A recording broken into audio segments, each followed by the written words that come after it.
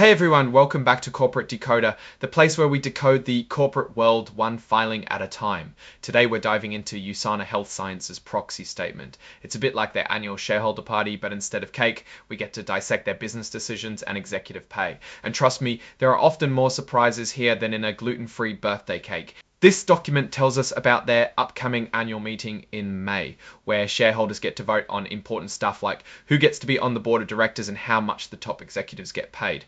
Think of it as a corporate election, but hopefully with less mudslinging. So what's on the agenda? Well, first, they're going to elect 8 directors. These are the people who are supposed to be steering the ship. Second, they want to approve a new equity incentive plan, basically a way to give stock options to employees. Third, they want shareholders to say it's okay that they chose KPMG as their accounting firm. And finally, there is an advisory vote on executive pay.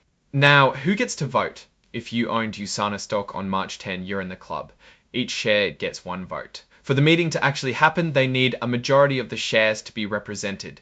That's what a quorum means. Let's look at the director nominees. The board wants to elect 8 people. The proxy statement gives you some background on each of them, their experience, and why they're qualified.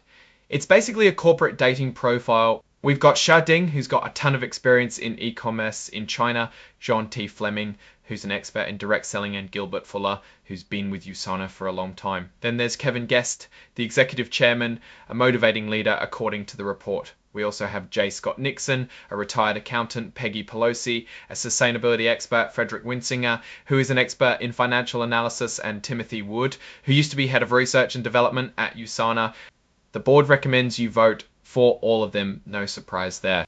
It's also mentioned that most of the board members are independent directors. This is important because it means they aren't directly employed by USANA, which is supposed to help them make unbiased decisions. USANA also requires its directors and executives to own a certain amount of company stock. This is a good way to align their interests with shareholders. Top executives have to own stock worth several times their salary, and that includes unexercised stock options. Now let's talk about what the directors get paid. It is reported that the directors get an annual cash retainer and extra for chairing committees. They also get stock which vests over time. If you take a glance at the compensation table, it looks like Kevin Guest, the executive chairman, made $1.8 million, Xiao Ding, and many others made around the 200K area, with the chairman making a little more because of additional duties. Next up is the proposal to approve the 2025 Equity Incentive Plan. This plan is designed to give stock awards to employees, directors, and consultants. The goal is to attract and keep talented people and motivate them to increase the company's value. They're asking shareholders to approve a plan that allows them to issue 2.5 million shares of stock, plus any leftover shares from a previous plan.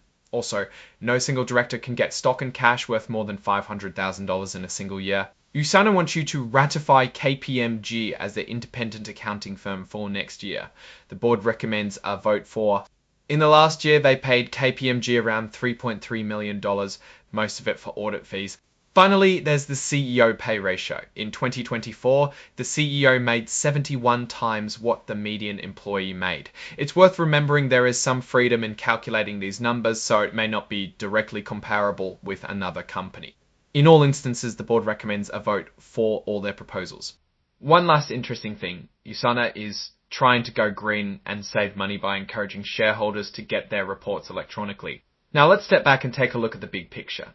USANA is in the business of health supplements, a competitive market where staying relevant is key. The changes they're making to their commercial team and their increased focus on new product innovation is a sign they understand they need to stay ahead. The executive compensation seems high, but that is rather typical. The CEO pay ratio is not unusually high, which could be interpreted as a good sign or perhaps just careful calculations.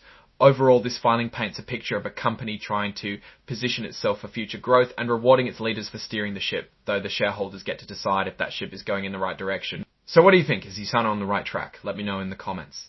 And if you found this video helpful, please give it a like, subscribe, and share it with anyone else who's interested in understanding the corporate world. See you in the next one.